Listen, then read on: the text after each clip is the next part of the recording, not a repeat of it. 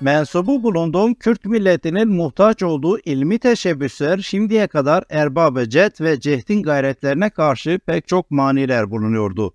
Bilhassa istibdat ve onu takip eden diğer istibdat gerçekleştiriyordu ve bu eğitim akabinde Van lise dönemlerinde Kürt kelimesi kullananlara adeta asi nazarıyla bakılıyordu.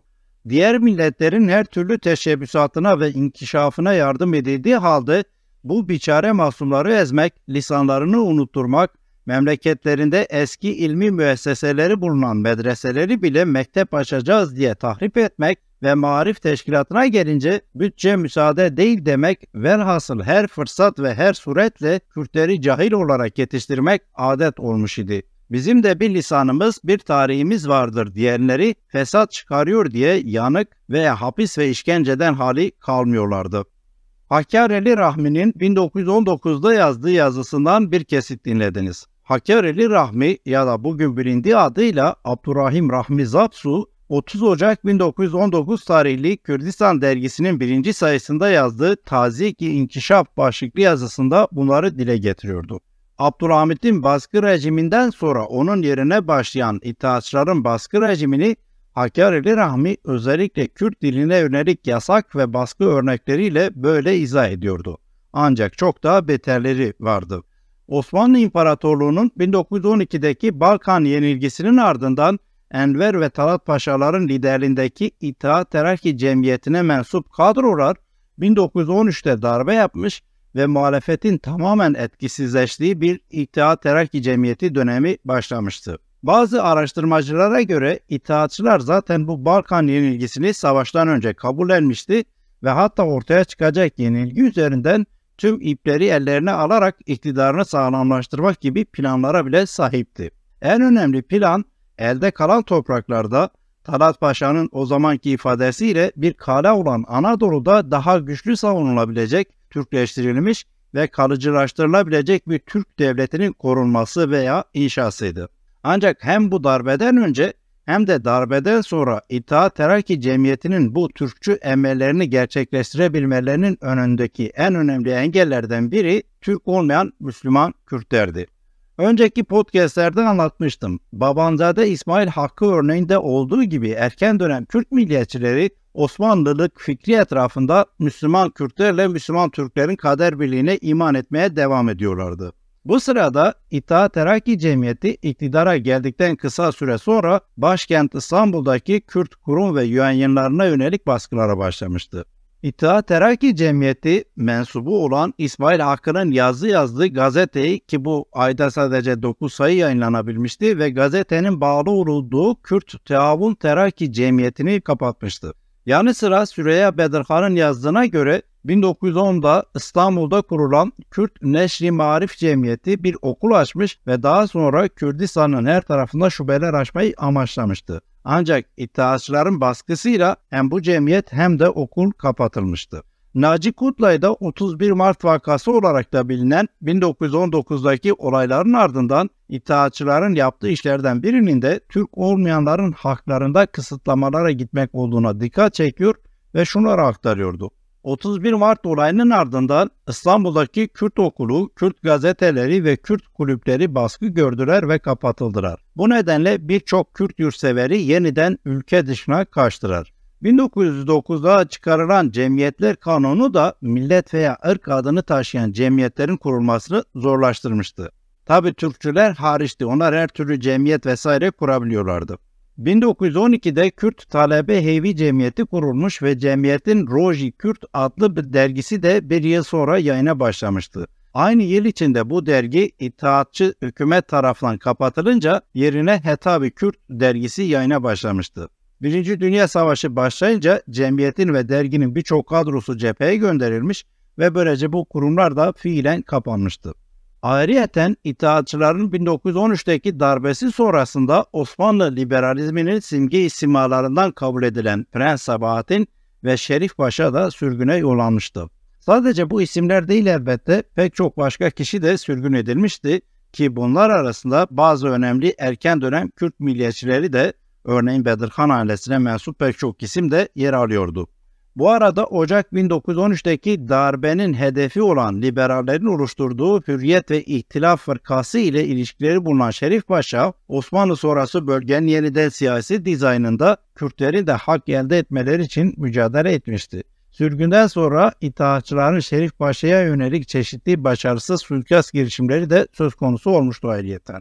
Abdülhamit'in istibdat rejimine karşı kendisine destek vermiş ve umut bağlamış İstanbul'daki erken dönem Kürt milliyetçilerine bu tür muameleleri reva gören İttihatçılar, öbür yandan Kürdistan'da da boş durmuyordu. İki önemli vaka bu açıdan dikkate değerdir.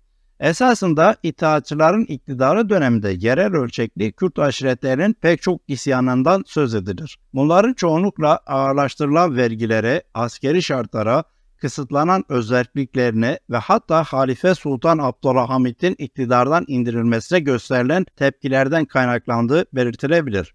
Bu isyanların dikkat çekenlerinden biri Barzan bölgesini kontrol eden Şeyh Abdüsselam Barzani liderindekidir. Mesut Barzani'ye göre Barzan aşiretinin Osmanlı ile gerilimleri İttihatçılardan önceye Abdülhamit dönemine kadar uzanır. Molla Mustafa Barzani'nin babası ve Mesut Barzani'nin de dedesi olan züht ve takvasıyla ünlü ve Barzan tekkesini komşu aşiretlerin mazlumlarının sığınağı haline getiren Şeyh Muhammed, bu özelliklerden dolayı Abdülhamit'e şikayet edilmiş ve bunun üzerine Türkiye Kürdistan'ında Bitlis kentine sürgün edilmişti. Burada bir sene hapis yattıktan sonra Barzan'a geri dönen Şeyh Muhammed 1903'te vefat etmişti. Bunun üzerine yönetimi oğlu Şeyh Abdüsselam devralmıştı. Mesut Barzani, Şeyh Abdüsselam'ın Osmanlı zulmünden kurtulmanın yollarını aradığını aktarıyor. Bu nedenle Şeyh Abdüsselam, Osmanlı'ya Kürt bölgelerinde Kürtçenin resmi dil olarak kabul edilmesi, eğitimin Kürtçe yapılması, Kürtçeyi iyi bilen memurların atanması, şeriata uygun kararların verilmesi ve yeni vergi sisteminin değiştirilmesini içeren 5 maddelik bir talep listesi sunmuştu. Osmanlı Devleti'nin Şeyh Abdüsselam'a yanıtı ise üzerine ordu göndermek olmuştu ve hal böyle olunca 1907'de çatışmalar yaşanmış ve şeyhlerin güçleri yenilmişti. Bu arada İttihat Terakki Cemiyeti Osmanlı yönetimini Abdülhamit'ten devraldıktan sonra da gerilimler devam etmişti. Mesut Barzani'ye göre Şeyh Abdüsselam Barzani'nin söz konusu dönemde İstanbul'da faaliyet gösteren Kürt Teavun ve Terakki Cemiyeti, Hevi Cemiyeti ve Kürdistan Bağımsızlık Cemiyeti gibi Kürt örgütleri ve aynı şekilde dönemin öne çıkan liderlerinden Zımko Ağa, Şeyh Mahmud Berzenciç, Seyyid Abdülkadir Nehri ve Emin Ali Bedirhan ile de ilişkileri vardı.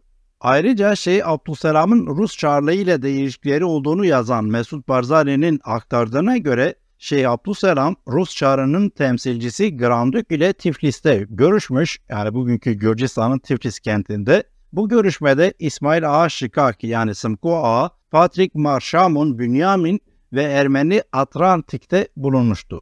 Görüşmede Rusya Kürdistan'ında ve Ermenistan'da federal bir devletin kurulması kararlaştırılmıştı. Çar bu devleti koruyacağını ve kurulmasına yardımcı olacağını vaat etmişti. Ancak olaylar aksine gelişti ve bu düşün gerçekleşmesine imkan vermedi. Şeyh Abdüsselam şehit edildi derken 1. Dünya Savaşı patlak verdi ve Ermeniler katledildi. Marşemon Sımku tarafından öldürüldü. Bu da Rus projesinin suya düşmesine yol açtı. Mesut Barzani o dönemi böyle yazıyor.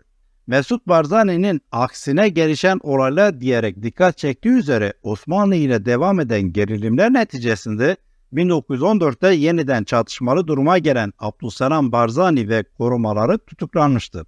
İttihat Terakki yönetimi dönemin Musul mutasarrıfı Süleyman Nazif Paşa'nın eliyle göstermelik bir yargılamanın ardından Abdüsselam Barzani ve korumalarını idam etmişti. Elbette manevi kişiliğinin yaşatılmaması ve Kürtler arasındaki etkisinin kırılması için İttihat Terakki Cemiyeti yönetiminin paşası Süleyman Nazif, Şeyh Abdüsselam Barzani'nin mezar yerini gizlemişti ve hala da bilinmiyor. Bu da Mustafa Kemal'in kurduğu Cumhuriyet Türkiye'sinin Şeyh Said, Seyyid Abdülkadir, Cibrana Halit ve Seyyid Rıza'nın cenazelerine yaptığı muamelenin hangi akıldan beslendiğini göstermesi bakımından dikkate değerdir. Bu arada Süleyman Nazif'ten biraz bahsetmekte fayda var. Nazif'in özet portresiyle ilgili Kürt araştırmacı Malmisanic'in aktardıkları epey aydınlatıcıdır. Malmisanış dönemin Kürt milliyetçilerinden Memduh Selim Bey'in 1930'lu yıllarda yazdığı bir mektuba yer verir. Memduh Selim Bey'e göre Süleyman Nazif 1908'de ilan edilen ikinci meşrutiyetten sonra aniden ortaya çıkmış bir Kürt milliyetçisiydi ama vali olarak atandıktan sonra düşünce değiştirip azgın bir Kürdüfoba dönüşmüştü. Açıkçası Süleyman Nazif'i Kürt milliyetçisi olarak tanımlayabilmek için yeterli verilerin olduğu kuşkuludur. Ancak Kürtler hakkındaki birkaç tırnak içinde olumlu yazısından sonra Süleyman Nazif'in Türkçülüğe hızlı bir dönüşünden söz etmek mümkündür. Örneğin Malmisanıcı'nın aktardığına göre 1908-1909 yılları arasında Kürt Teavün ve Terakki gazetesi yazılarında Osmanlı'nın Kürtlere karşı kötü yönetimini eleştirmişti Süleyman Nazif. Hatta Osmanlılar nazarında Kürtleri vergi vermek ve askerlik yapmakla mükellef bir sürüden başka bir şey olmadığını da yazmıştı. Ancak 2-3 yıl sonra bu kez de mesela dönemin Kürt kökenli Türkçülerinden Ziya Gökalp'i bile çok geride bırakacak biçimde Kürtçenin Farsçanın pek sevimsiz bir taşra ağzı olduğunu, Kürtçe diye bir lisanın bulunmadığını ve dolayısıyla Kürtlerin medeniyet namına ilerlemek istiyorlarsa Lazlar ve Çerkezler gibi Türkçe öğrenmek mecburiyetinde olduklarını yazıyordu.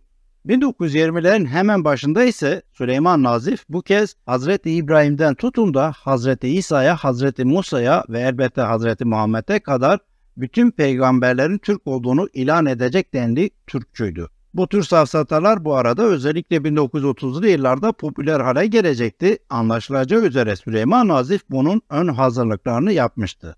Yine bir rivayete göre kendisiyle aynı dönemlerde yaşamış ve Kürtlerle ilgili faaliyetleri de bulunan Abdullah Cevdet, Süleyman Nazif için onun babası Said Paşa Kürttür deyince Süleyman Nazif şu yanıtı vermişti: "Benim anam babam 7 ceddim Türktür."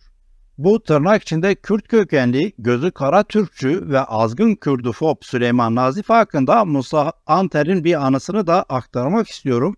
Musa Anter, Süleymaniyeli Baban ailesinin bir diğer bilinen ismi olan Profesör Şükrü Baban ile uzun yıllara dayanan ilişkilerinden söz eder. Musa Anter, Baban'a o kadar yakın ki artık yaşlı olan Şükrü Baban'ın kendisine vekalet çıkardığını ve bu yüzden pek çok işini kendisi yaptığını aktarır. Bu işlerden biri de mezar taşıma olayıdır.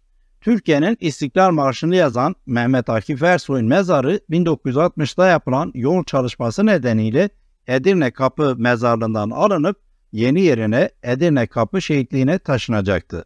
Ancak bu işlem yapılırken 2 kişinin daha mezarlarının taşınması gerekiyordu. Bu 2 kişiden biri gözü kara Türkçülüğüne rağmen 1927'de sefalet içinde ölen ve cenazesi bile ortada kalan Süleyman Nazif Paşa'dır. Diğeri de Naim Baban'dır. İlginçliğe bakın, Mehmet Akif Ersoy aslen Arnavuttur. Süleyman Nazif ve Naim Baban ise Kürt. Bu üçlünün tarihe geçmesini ve Türk devleti nezdinde itibarlı olmasını sağlayan ise Türkçü İslamcılığa yaptıkları katkılardır. Süleyman Nazif, Abdüsselam Barzani'yi idam edip mezar yerini gizleyen İttihat Terakki Cemiyeti üyesidir. Naim Babam bugünkü siyasal İslam'ın ilk fikir babalarından kabul edilir ve Mehmet Akif Ersoy malum Türklerin istiklal şairidir. Ersoy ölmeden önce bu ikisinin mezarının ortasında yapılmasını vasiyet etmiş ve vasiyeti de yerine getirilmişti. Haliyle mezarlar taşınırken de üçü bir arada olacaktı. Taşınma işlemi için devlet ölenlerin vasilerini çağırır. Naim Baba'nın vasisi olan Şükrü Baba'nın yerine vekaleten Musa Anter gider. Sonrasını kendisinden dinleyelim. Şükrü Baba'nın adına vekaleten ben gittim. Naim Bey ve hanımı için 2 kefen ve 2 tabut yaptırdım. Mezarlığa götürdüm. Biraz sonra işçiler ile belediye bandosu geldi. Mezarları açtık, kemikleri kefene koyduk, tabutlarına yerleştirdik. Süleyman Nazif'in de mezarı açılmıştı. Kafası mezarın kenarında bulunuyordu. Kendisine nefretim olduğu için oradan geçerken heyecanlandım ve kasten olmasa da ayağımla kafa kemiğine dokundum. Dokunmamla tekrar mezara yuvarlandı. Ağzındaki altın dişleri dökülmüştü. İşçiler ceplerine koydular. Ben de görmezden geldim. Sonra bando ile tabutlar alındı. Merasimle, tabii ben de ön safta şehitlikte hazırlanan yere, Mehmet Akif ortada ve diğerleri 2 tarafında olmak üzere gömüldüler. Musa Anter'in Süleyman Nazif'le ilgili anısından sonra tekrar İttihat Terakki Cemiyeti zamanındaki Kürt isyanlarına dönecek olursam, öne çıkan bir diğer isyan da 1913'te Bitlis'te yaşanmıştı. Osmanlı'nın resmi iddialarına göre isyan pek çok Kürt kentini kontrol eden Ruslar tarafından çıkarılmış ve böylece Ruslar güdümlü bir Kürt oluşumunu teşvik etmişti. Bunun aksine ise İttihat Terakki Cemiyeti zamanındaki vergi sistemi, merkezleşmeye dair siyasetin daha fazla dayatılması, Abdurrezzak Bedirhan gibi bazı Kürt milliyetçilerinin bağımsızlık yanlısı çabaları ve hatta 1912'de yapılan mebus seçimlerinde İttihat Terakki'nin hile yapması gibi faktörlerin isyanın ortaya çıkmasında çok daha belirleyici olduğu da belirtilir. İttihat Terakki Cemiyeti'nin tepkileri bastırmak için askeri gücü olmaması üzerine çatışmalar yaşanmış ve nihayetinde Bitlis-Siirt yöresinin önde gelen pek çok ismi yakalanarak idam edilmişti. Mehmet Emin Bozarslan'ın döneme dair değerlendirmesi oldukça çarpıcıdır. Şöyle yazıyor. Kısa süre sonra Abdülhamit'in diktatörlüğünün yerine Osmanlı İttihat ve Terakki Partisi'nin zalim diktatörlüğü kuruldu. O parti diğer halklara da Kürt halkına da kan kusturdu. O partinin başındaki 3 paşa yani Enver Paşa, Talat Paşa ve Cemal Paşa öylesine sert ve kanlı bir diktatörlük kurdular ki egemenlik altındaki ezilen halklar da özgürlükçü Türklerin kendileri de Abdülhamit rejimini 7 kez özlediler. Abdülhamit 33 yıl süren padişahlığı döneminde Kürdistan'da hiç kimseyi siyasal nedenlerden ötürü idam etmemişti. Ama Osmanlı İttihat ve Terakki Partisi'nin hükümeti 1913 yılında yalnızca Bitlis kentinde 3 gece art arda sehpalar kurdu ve 18 seçkin Kürdü idam etti. Mehmet Emin Bozarslan'ın yazdıkları böyle. Cebarut İttihat Terakki Cemiyeti'nin Kürtlere yönelik siyaseti ve uygulamaları bunlarla sınırlı değildi. Bahsettiğim gibi özellikle 1912'deki Balkan yenilgisi sonrasında tamamen Anadolu'ya çekilmeye karar vermiş olan ve Anadolu'yu da Türk yurdu olarak yeniden kurgulamayı planlayan İttihat Terakki Cemiyeti'nin Kürtlerle baş edebilmek için yapacağı çok daha esaslı bir şey vardı. Bu da Kürtlerin Türkleştirilmesi işiydi. İktidarlarını sağlamlaştırdıktan sonra bütün ipleri ellerine alan İttihatçıların 3 meşhur soykırımcı paşasından görece tırnak içinde daha merhametli olanı Cemal Paşa anılarında önemli bir konuya dikkat çekmişti. Anılarında özellikle Ermeni soykırımı sırasındaki rolünü aklamaya çalışırken bile olup bitenlerin esas sorumluluğunu katlettikleri Ermenilere yükleyen ve geride kalan Ermenileri de tehdit etmekten geri durmayan bu Cemal Paşa, liderlerinden olduğu İttihat Terakki Cemiyeti'nin yönetim anlayışına dair görüşlerini paylaşıyordu. Cemal Paşa, 1908 İnkılabı diye tarif ettiği 2. Meşrutiyet sırasında yaşanan olaylar döneminde İttihat ve Terakki Gizli Cemiyeti'nin iç siyaset programının kanuni esasiye dayandığını ve bu kanunun temelinin de Osmanlı mülkünde idare-i camia-i Osmaniye ve tevsi-i mezuniyet esaslarının uygulaması olduğunu kaydediyordu. Burada kastedilen ve yetki genişliğiyle tercüme edilen yönetim biçiminin merkezin bazı idari yetkilerini taşraya atadığı memurlara devretmesi anlamına geldiği belirtilebilir. Herhangi bir özerk idari yapıdan söz edilemez, aksine merkeze bağlı ve yönetimin siyasetinin atanmış memurlar veya yöneticiler marifetiyle inisiyatifli biçimde kullanılmasından söz edilebilir. Cemal Paşa'nın tarif ettiği yönetim anlayışı bu. İttihat Terakki Cemiyeti'nin bu yönetim anlayışına karşı çıkan Cemal Paşa, Makedonya Bulgar Komitesi ile Makedonya Rum Komitesi'nin ve yine Makedonya Harp Komitesi'nin ve Arnavut Ermeni Arap İhtilal Komitelerinin prensiplerinin ise siyasi ademi merkeziyet idare usulü olduğunu belirtiyordu.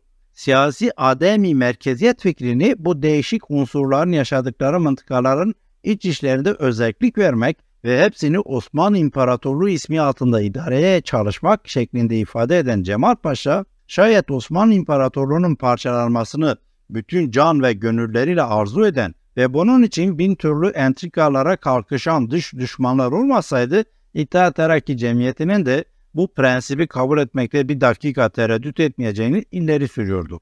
Anlaşılacağı üzere Cemal Paşa bir yandan geleneksel dış güçler hikayesiyle merkeziyetçi yönetim anlayışını meşrulaştırmaya çalışıyordu.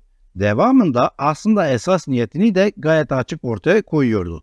Kendi hesabıma her şeyden önce Osmanlıyım fakat ondan sonra Türk olduğumu hiç unutmam diyerek bir türlü Osmanlılık fikrini savunuyor gibi görünse de Cemal Paşa, Türk'ün Osmanlı İmparatorluğu'nun temel taşı olduğuna tamamıyla inanıyordu ve ona göre esasen Osmanlı İmparatorluğu Türk'tür. Bu yüzden İttihat Terakki Cemiyeti'nin Osmanlı ile kastının açık biçimde Türk devleti veya yurdu olduğunu Cemal Paşa'nın şu sözlerinden de anlamak mümkündür. Şöyle yazıyordu: Türk'ün mübarek yurdu olan Anadolu'dan yükselen Türk sevdası yine Osmanlı İmparatorluğu şarkısını söylüyor. Türk'ün ufacık bir yuvası olan Batı Türkiye'nin Necip evladı Osmanlı namına canını dişine takarak devam ettirmeye çalışıyor. O halde Osmanlı topluluğunu güçlendirmek isteyenlere ihtar ederiz ki onların en büyük görevleri Türk'ü yüceltmek, Türk'ü yaşatmak, Türk'ü çoğaltmaktır. Cemal Paşa örneğinde görüldüğü üzere Türklük İttihat Terakki Cemiyeti'nin temel siyasetiydi. Bununla birlikte Fuat Dündar ve Naci Kutlay'ın da dikkat çektiği üzere Osmanlılık da tedavülde tutulmaya devam ediliyordu. Bu ikiyüzlü ya da takkiyeci siyaset bir yandan Türk yurdu olarak tarif edilen elde kalmış topraklarda esas niyetin Türkçülükle hakim olunmasını, öbür yandan ise Osmanlılık fikriyle bu topraklarda var olan ve fakat Türk olmayan Müslüman milletlerle baş edilmesini ifade ediyordu. Baş etmenin bir yolu Türk olmayan bu Müslüman milletlerin elde kalan toprakların korunması ve savunulması için seferber edilmesi iken, İkinci önemli yolu da bunların Türklük önünde engel olmaktan çıkarılmasıydı. Muhtemelen bu siyaset için en öne çıkan millet Kürtlerdi.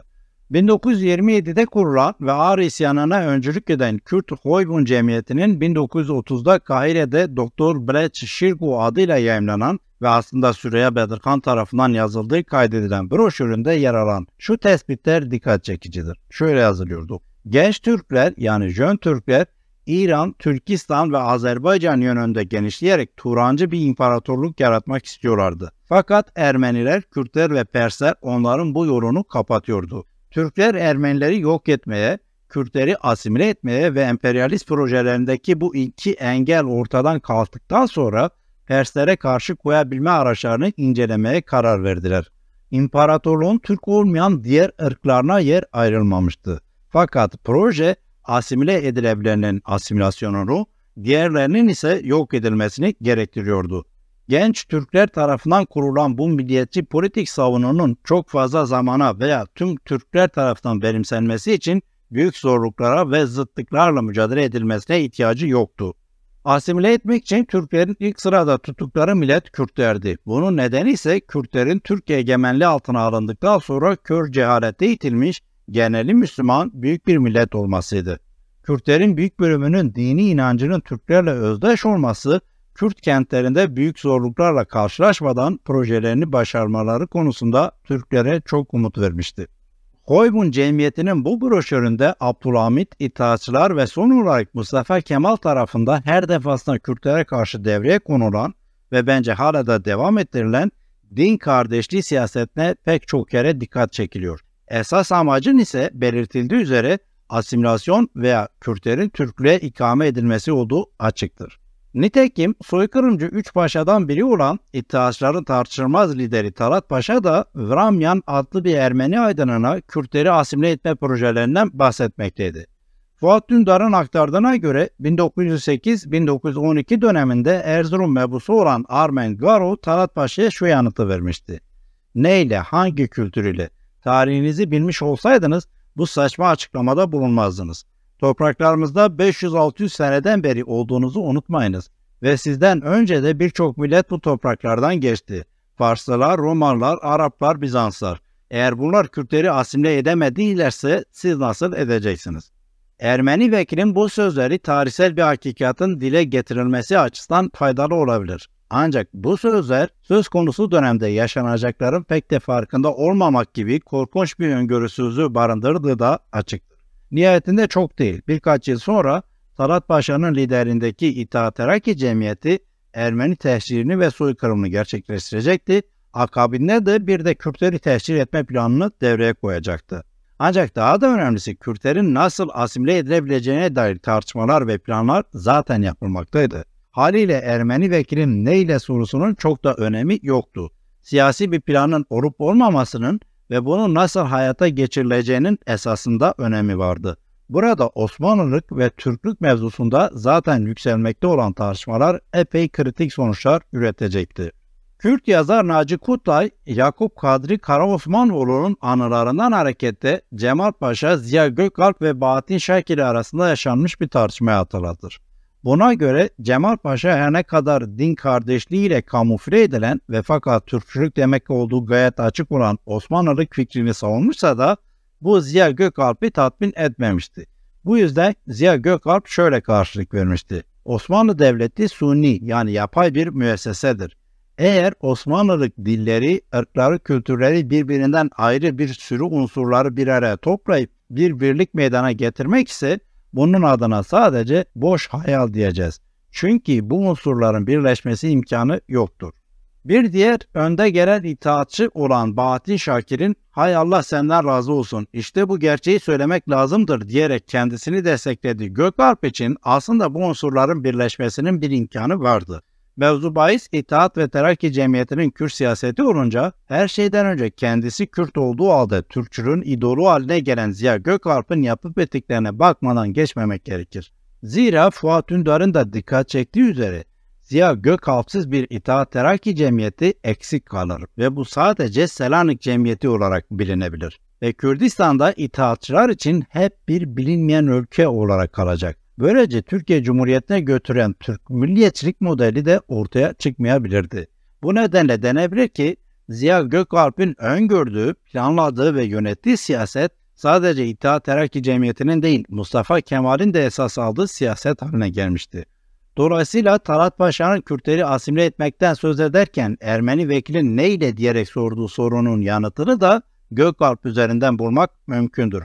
Bu arada Memduh Selim Bey'in Süleyman Nazif için kullandığı azgın Kürdofob tabiri bir rivayete göre Süleyman Nazif'in de kuzeni olan Ziya Gökalp'e de epey uyuyor. Sonraki yayında da bunu anlatacağım.